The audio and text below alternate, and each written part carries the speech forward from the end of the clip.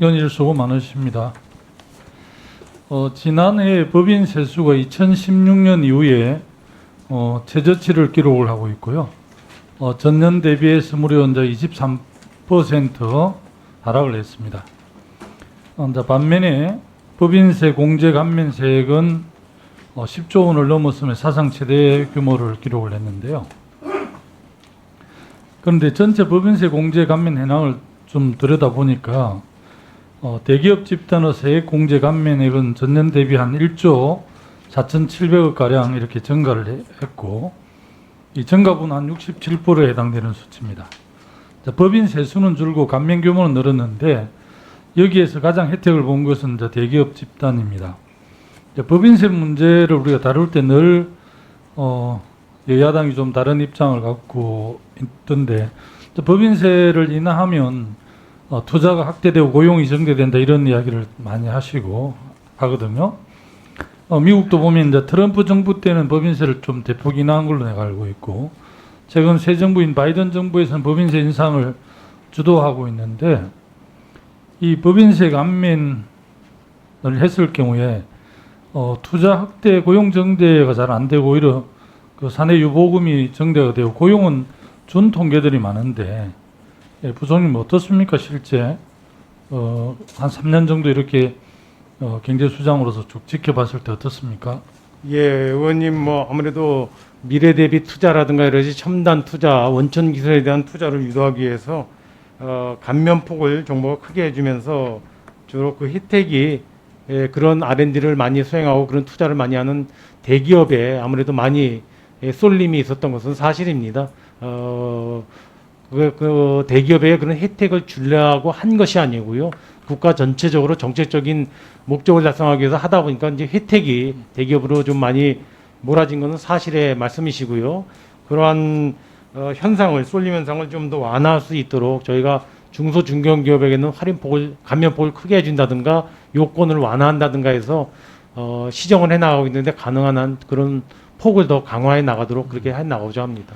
특히 이제 올해부터 이제 국가 핵심 전략 기술을 기술로 확정이 된 네네. 그 반도체와 배터리, 백신 등 이런 연구 개발에 대한 세액 공제를 최대 50%까지 대폭 상향 조정을 했지 않습니까?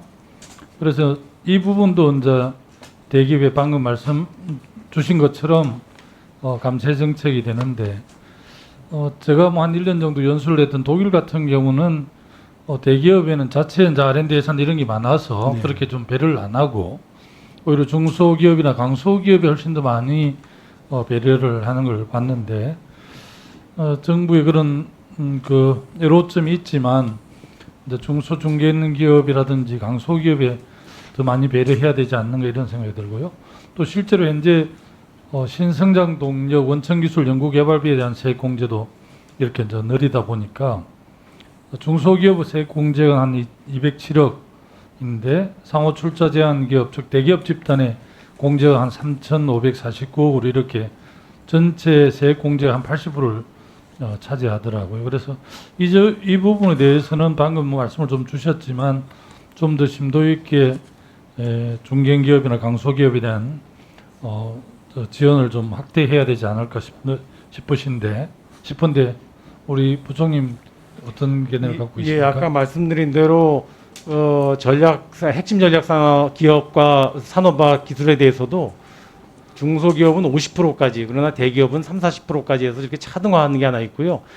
지금 말씀하신 대로 대상이 되는 기술이 반도체, 배터리, 백신이지만 저희는 이 국가 전략 핵심 기술의 범위를 훨씬 넓히려고 합니다. 그게 주로 중소기업들이 중점 투자하고 있는 뭐 소부장 영역이라든가 팹리스에 관한 투자라든가 이런 R&D와 투자라든가 중소기업들이 작지만 관여하는 이런 기술들 그것도 같이 국가 전략 핵심 기술로 지정을 해서 50%의 혜택이 갈 수 있도록 하고자 합니다.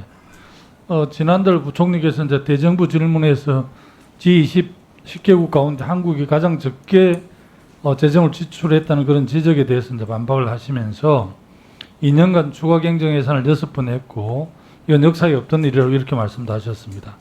또 우리나라가 고령화 속도가 빨라 지출 규모가 저절로 늘어날 수밖에 없다 이렇게 말씀하셨는데요. 사실은 부총님 그런 견해를 말씀하셨지만 또 우리가 보기엔 또 그렇지 않는 측면들이 있더라고요. 저는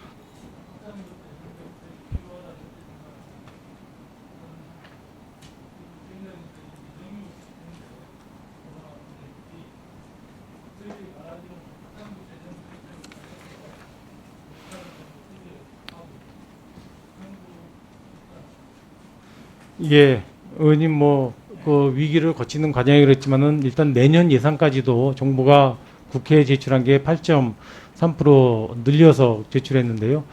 저는 그 우리의 재정 여건상 이 정도 8%가 넘는 규모라면은 확장적 재정을 견지한 걸로 그렇게 저는 판단이 됩니다. 일단 내년까지는 코로나 위기가 어느 정도 지속되는 점을 감안해서 저희가 확장적으로 이렇게 재정을 운영해 나가고자 하고요. 그 이후에 23년 이후에는 어떻게 될 것인지에 대해서는 이제 내년 상황을 보고 판단이 돼야 되지 않을까 싶습니다.